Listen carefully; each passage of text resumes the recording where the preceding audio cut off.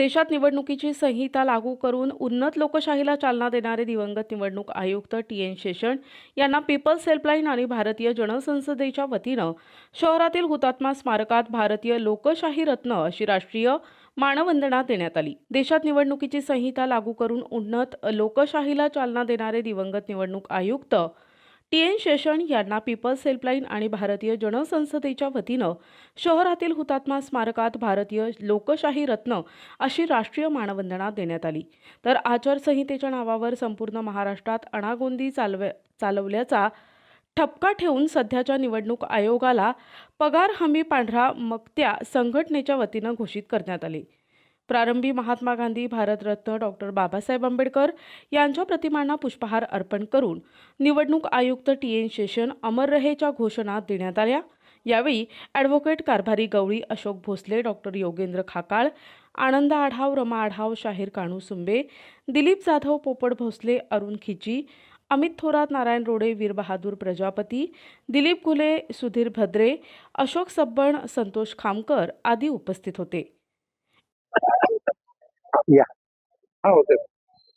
People's helpline आणि भारतीय जनसंसदेच्या पुढाकाराने आज या नगरच्या हुतात्मा स्मारकामध्ये दिवंगत निवडणूक आयुक्त, भारताचे निवडणूक आयुक्त टी.एन. शेषन यांना भारतीय लोकशाही रत्न म्हणून आम्ही मानवंदना दिलेली आहे, राष्ट्रीय मानवंदना दिलेली आहे।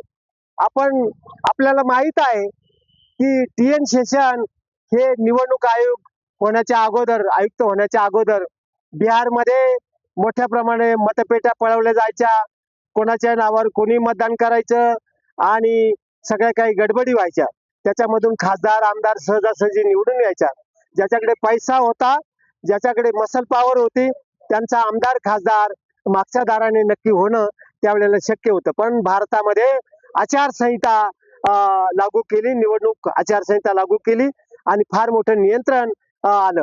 कायद्याचं राज्य खऱ्या अर्थाने लोकशाही प्रक्रियेमध्ये आलं आणि म्हणून या ठिकाणी शेषन साहेबांचा सन्मान देशातील तमाम जनतेच्या वतीने 140 कोटी लोकांच्या वतीने आपण या ठिकाणी केलेला आहे। परंतु त्याच वेळेला आज आपण बघतो आहोत कुठंतरी काहीतरी हेलिकॉप्टर मध्ये कुठल्या तरी पुढाऱ्यांच्या बॅगा तपासायच्या, खोटं नाटक काहीतरी शूटिंग करायचं, रेल्वे स्टेशनवर जायचं, रिक्षावाले जे आहेत त्यांचे खिसे तपासायचे, येणारे रेल्वेमधून उतरणारे जे गरीब मजूर आहेत त्यांचे खिसे तपासायचे, आमच्यासारख्या लोकांविरुद्ध कुठेतरी खोटे खटले दाखल करायचे, अनेक लोकांना जिल्ह्याच्या बाहेर काढायचं।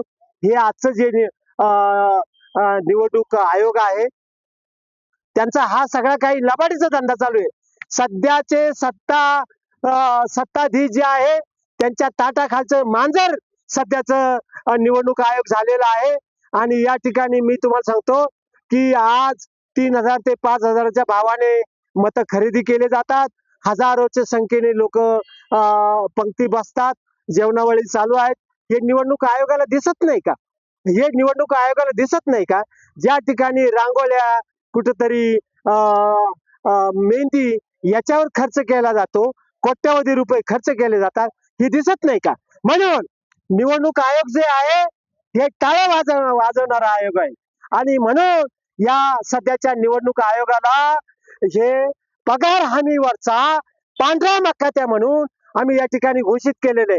पांढरा म्हणजे पांढरा हत्ती आणि मक्कात्या म्हणजे होईल तर होऊ दे, मला काय त्याचं, अशी परिस्थिती आज या देशामधील निवडणूक आयोगाची झालेली।